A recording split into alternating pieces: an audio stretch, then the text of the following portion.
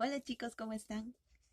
Nuevamente empezamos con la lectura de Paulo Coelho, El demonio y la señorita de Prim. Sí, lo sé, a veces dejo partes, lo sé. Miren, la última vez me quedé prácticamente en el cuadro de Leonardo da Vinci. Y bueno, vamos a seguir la continuación. Espero que les guste. Bueno, ustedes saben que la historia es escrita por este autor, ¿no? Paulo Coelho. Y la historia está muy bonita, ¿ya? Y así que lo vamos a seguir. Existe una leyenda en torno a este cuadro, pero no sé si os interesaría conocerla. Todos asistieron y de nuevo Chantal sintió vergüenza por estar allí, escuchando a un hombre que hacía ostentación de unos conocimientos inútiles, para demostrar que sabía más que los otros. Al concebir este cuadro, Leonardo da Vinci tropezó con una gran dificultad. Tenía que pintar el bien, el retrato de Jesucristo y el mal en la figura de Judas. El amigo que lo traicionó durante la cena tuvo que dejar el trabajo a medias porque no encontraba los modelos ideales. Un día, mientras escuchaba a una coral, vio que uno de los chicos era la imagen perfecta de Jesucristo. Lo invitó a su taller y reprodujo sus facciones en estudios y esbozos. Pasaron 3 años. La última cena estaba casi terminada, pero Da Vinci aún no había encontrado el modelo ideal para Judas. El cardenal responsable de la iglesia lo presionaba para que terminase el mural de una vez por todas. Después de muchos días de busca, el pintor se encontró con un joven prematuramente envejecido, desarrapado, borracho, tumbado junto a una cloaca. Pidió a la gente que había a su alrededor que lo ayudaran y con muchas dificultades lo llevaron directamente a la iglesia, porque ya no tenía tiempo para hacer esbozos. El mendigo no entendía lo que estaba sucediendo. Las personas que lo habían arrastrado hasta allí lo mantenían en pie mientras Da Vinci copiaba las líneas de impiedad, de pecado, de egoísmo, no tan bien marcadas en aquel rostro. Cuando terminó, el mendigo, algo rehecho de la resaca, abrió los ojos y vio la pintura que tenía delante, y dijo, con una mezcla de espanto y tristeza, yo ya había visto este cuadro antes. ¿Cuándo? Preguntó Da Vinci, sorprendido. Hace 3 años, antes de perderlo todo, en una época en que yo cantaba en un coral y tenía una vida llena de sueños. Fue entonces cuando el pintor me invitó a posar como modelo para el rostro de Jesucristo. El extranjero hizo una larga pausa. Sus ojos miraban fijamente al cura, que bebía su cerveza, pero Chantal sabía que esas palabras iban dirigidas a ella. O sea, que el bien y el mal tienen el mismo rostro. Todo depende de la época en que se cruzan, en el camino, de cada ser humano, concluyó. Entonces se levantó y se excusó diciendo que estaba muy cansado, y subió a su habitación. Todos pagaron lo que debían y fueron saliendo lentamente, contemplando la reproducción barata del cuadro famoso, preguntándose a sí mismos en qué periodo de su vida habían sido tocados por un ángel o por un demonio, sin que nadie comentase nada con los demás. Todos llegaron a la conclusión de que eso solo había tenido lugar en Viscos, antes de que Ahab pacificara la comarca. Ahora cada día era igual al anterior y nada más. Exhausta, trabajando como una autómata, Chantal sabía que era la única que pensaba de una manera diferente, porque ella había sentido cómo la seductora y pesada mano del mal le acariciaba el rostro. El bien y el mal tienen el mismo rostro. Todo depende de la época en que se cruzan en el camino de cada ser humano. Bonitas palabras, tal vez ciertas, pero lo que ella necesitaba era dormir, nada más. Se equivocó al dar un cambio a un cliente, algo que le sucedía en contadas ocasiones. Pidió disculpas pero no se culpó a sí misma. Aguantó impasible y digna hasta que el cura y el alcalde, normalmente los últimos en salir, abandonaron el local. Cerró la caja, cogió sus cosas, se puso su abrigo grueso y barato y se fue a casa, tal como venía haciendo desde hacía tantos años. En la tercera noche se encontró con la presencia del mal, y el mal apareció bajo la apariencia de un gran cansancio y una fiebre altísima, que la dejó en un estado de semiconsciencia, pero incapaz de dormir.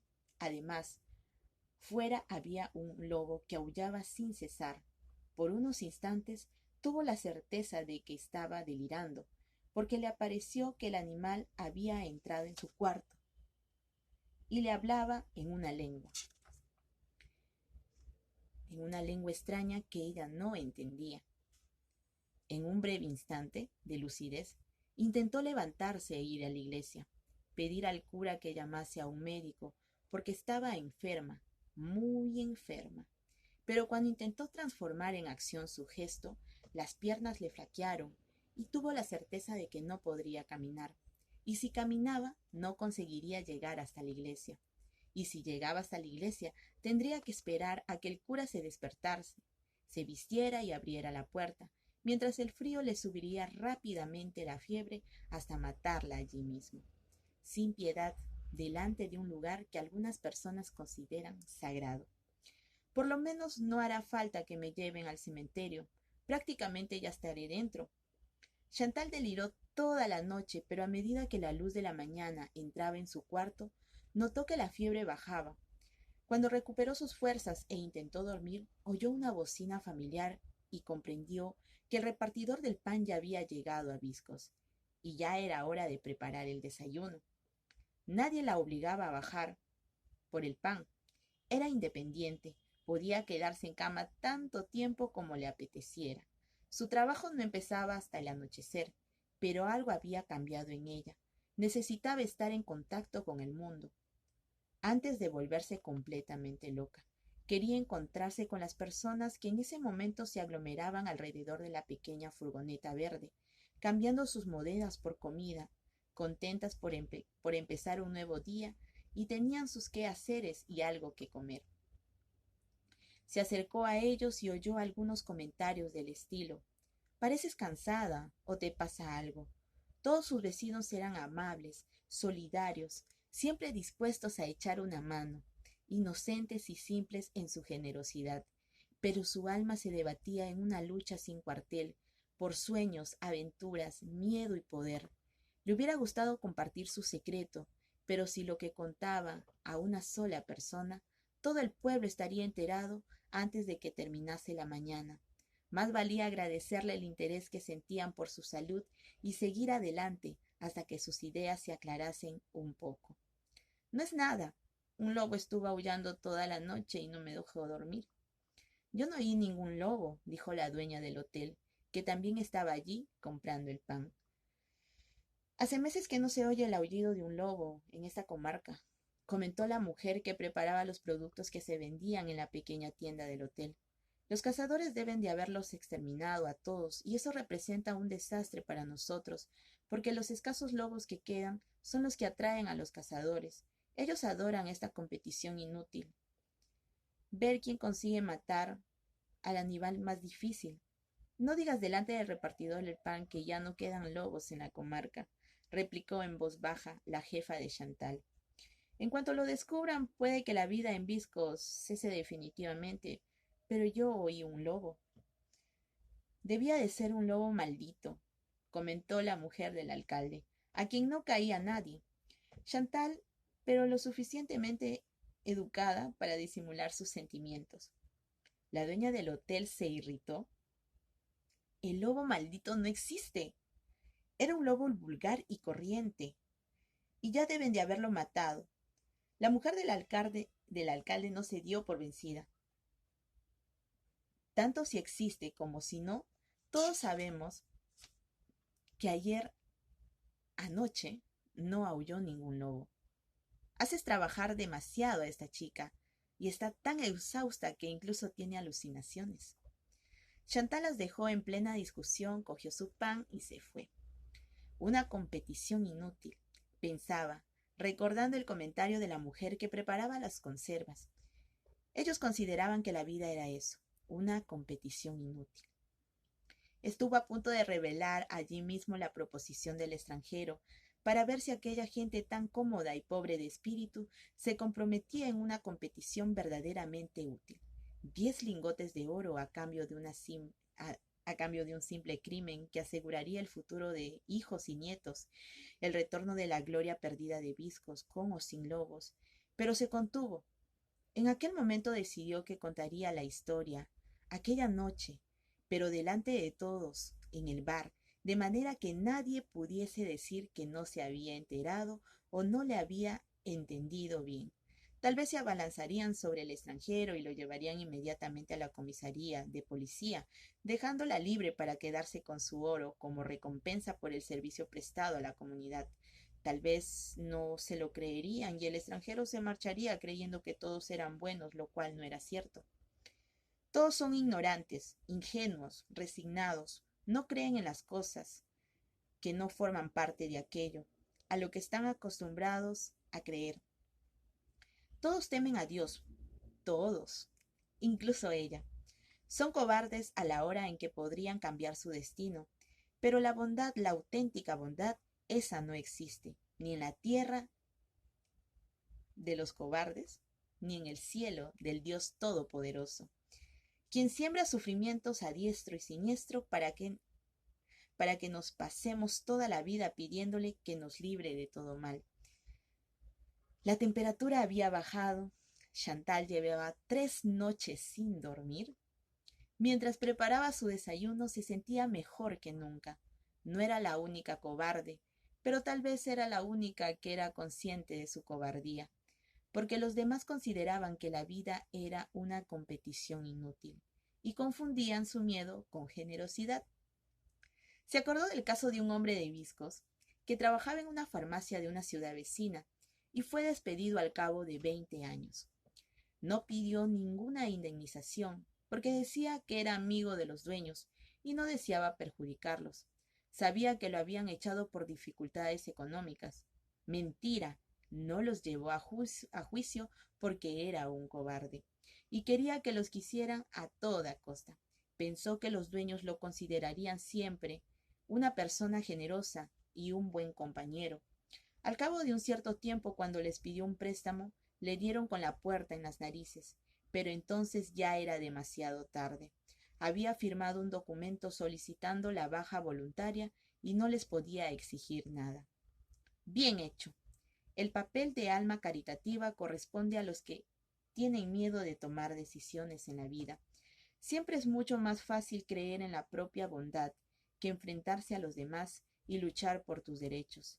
Siempre es más fácil escuchar una ofensa y no reaccionar que tener el coraje de ensarzarte en un combate con alguien más fuerte. Siempre podemos decir que no nos ha alcanzado la piedra que nos han lanzado. Y de noche, cuando estemos solos y nuestra mujer o nuestro marido o el compañero de escuela duerman, solo de noche podremos llorar en silencio por nuestra cobardía. Chantal tomó su café y deseó que el día pasara rápidamente. Pensaba destruir aquel pueblo, acabaría con Viscos aquella misma noche. De todas formas, el pueblo estaba condenado en menos de una generación porque no había niños. Los jóvenes se reproducían en otras ciudades del país en medio de fiestas, ropa bonita, viajes y de la competición inútil. Pero el día no pasó con rapidez, todo lo contrario. El cielo gris, plagado de nubes bajas, provocaba que las horas se arrastrasen lentamente. La niebla no permitía ver las montañas y la aldea parecía aislada del mundo.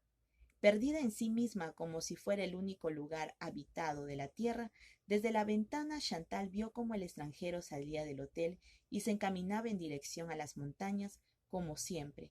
Temió por su oro, pero calmó a su corazón enseguida, a buen seguro que volvería, porque había pagado una semana de hotel y la gente rica no desperdicia un céntimo.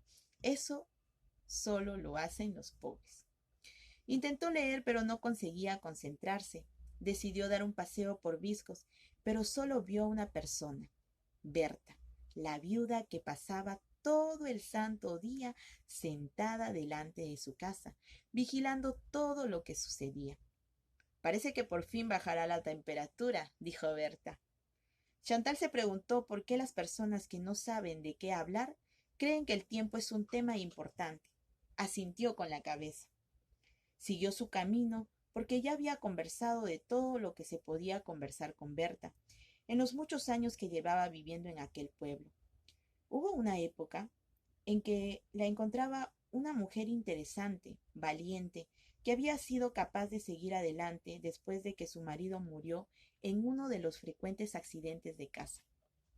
Había vendido algunos de los pocos bienes que poseía. Invirtió ese dinero, junto con el de la indemnización, en una inversión segura y ahora vivía de rentas. Pero con el paso del tiempo, la viuda dejó de interesarle y se convirtió en la imagen de todo lo que temía que le sucediese a ella. Terminar su vida sentada en una silla delante de su casa, cubierta de abrigos durante el invierno, contemplando el único paisaje que había visto en toda su vida, vigilando algo que no era necesario vigilar porque allí no había nada serio, importante ni valioso. Caminó en medio de la niebla del bosque sin miedo a perderse, porque sabía de memoria todos sus senderos, árboles y rocas. Se imaginó las emociones de la noche, ensayó distintas maneras de contar la proposición del extranjero. En algunas repetía literalmente lo que había oído y visto, en otras contaba una historia que podía ser cierta o no, imitando el estilo del hombre que llevaba 3 días sin dejarla dormir. Es un hombre muy peligroso, el peor de todos los cazadores que he conocido. Mientras caminaba por el bosque, Chantal empezó a darse cuenta de que había otra persona tan peligrosa como el extranjero, ella misma. 4 días antes no era consciente de que se estaba acostumbrando a ser lo que era, a lo que podía esperar de la vida, al hecho de que la vida en Viscos no era tan mala. Al fin y al cabo, los turistas que invadían la comarca todos los veranos afirmaban que era un paraíso. Pero los monstruos habían salido de la tumba, se le aparecían por la noche y le hacían sentir desgraciada, incomprendida, abandonada por Dios y por su destino. Peor que eso, le obligaba a ver la amargura que arrastraba consigo día y noche, en el bosque y en el trabajo, en sus escasos encuentros, en los muchos momentos de soledad. Maldito sea ese hombre y maldita sea yo, porque lo forcé a cruzarse en mi camino. Mientras volvía al pueblo se arrepentía de cada minuto de su vida y blasfemaba contra su madre por haber muerto prematuramente, contra su abuela por haberle enseñado que debía intentar ser buena y honesta, contra los amigos que le habían abandonado, contra su destino que no cesaba de perseguirla.